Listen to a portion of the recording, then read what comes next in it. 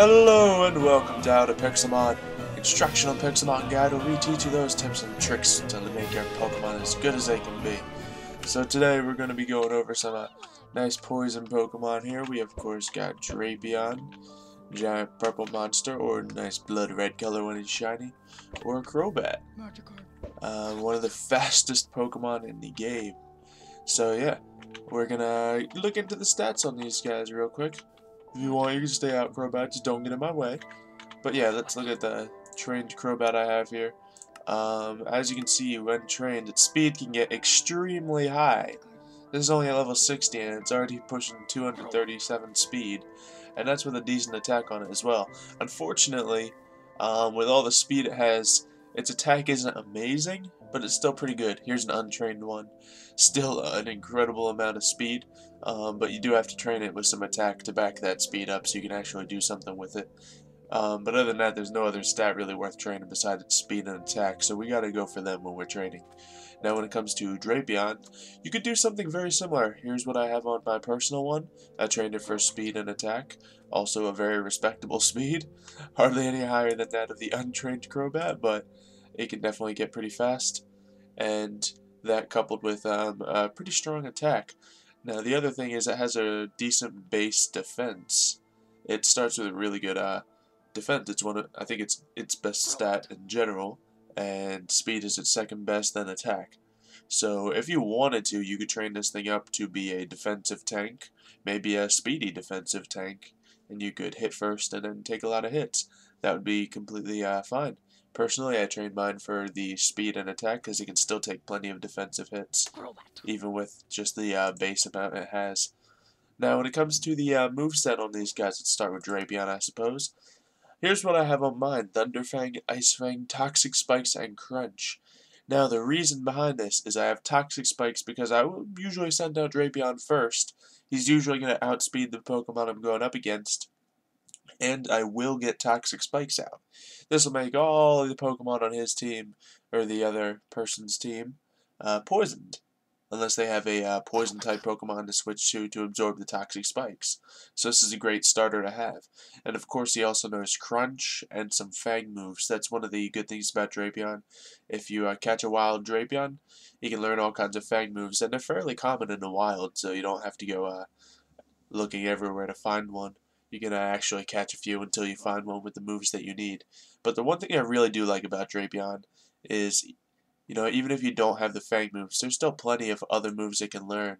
Like this one, it has Crunch. It also learns like Night Slash, but I prefer Crunch a little bit better.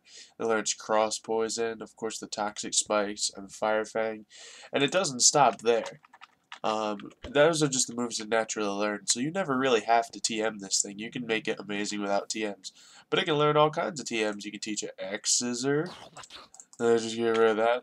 You can teach it Earthquake. You can teach it Brick Break, Poison Jab if you want to increase the Cross Poison by just a little bit. Cross Poison can land crits a little bit better, but I think that reliable damage from Poison Jab might be a little bit better if you have that laying around. And yeah, so it's that. But main thing you could really have it for is the Toxic Spikes, and of course Crunch is going to do a ton of damage. And then if you have the luxury of choosing which Fang move to delete and keep, just pick what you need on my team. I already obviously have Fire available on my team, so I went with the Ice Fang especially and the Thunder Fang. But one more thing about Drapion, he's only weak to Ground type. You see, he's Poison type, so Psychic would normally be good against that. Well, but he's also Dark type, so it's not very effective. And, well, he's Dark type, so Bug would be good against that. But he's Poison type, so that's not going to be very effective against that. So it cancels, like, everything out, except for Ground type. So the only thing that's really going to kill this guy is an Earthquake. And fortunately, he has a very high physical defense. So he can usually live through an Earthquake to begin with, unless it's from a very powerful Pokemon.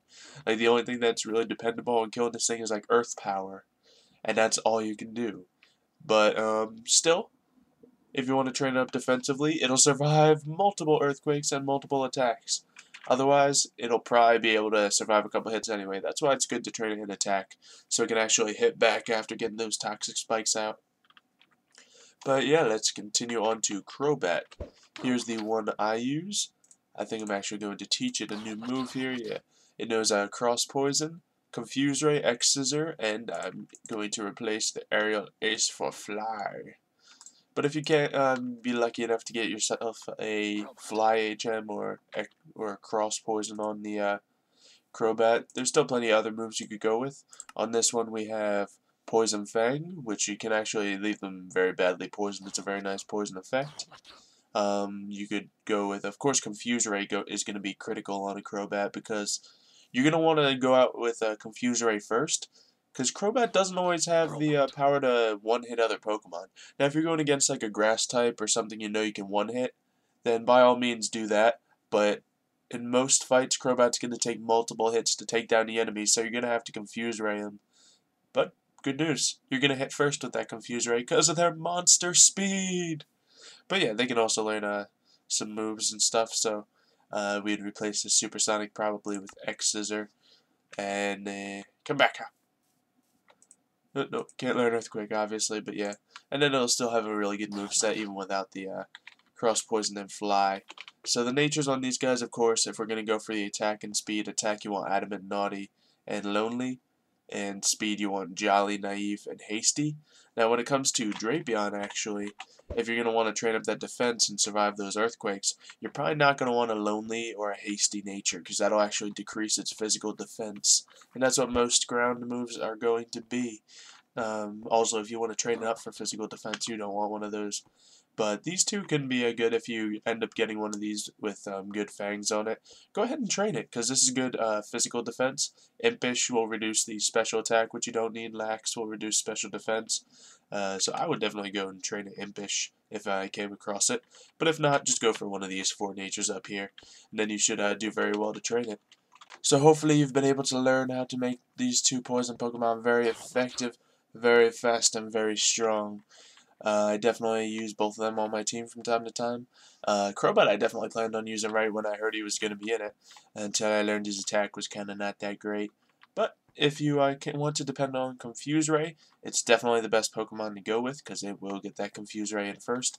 And Drapion is one of the best for Toxic Spikes, unless you want to go for that Cloyster method we have discussed earlier in the series. I would definitely go suggesting that. But without further ado, it's time to end this beautiful episode on this nice sunset. I honestly didn't time this, guys. It's just there. No, but if you did like this episode, make sure you leave a like on the video. If you're new to the channel, make sure you subscribe. It would mean a lot, so you can see more of the videos in the future. And most importantly, leave down in the comments below what Pokemon you would like to see me train and what you would like to see next on this series, so I can help you out with what you want to get done. It can be any Pokemon. It doesn't have to be a good one or a bad one. It can just be something that you like and you want to see how good it can be. So, I guess that'll be goodbye now for everyone. I'll see you next time. Toodaloo!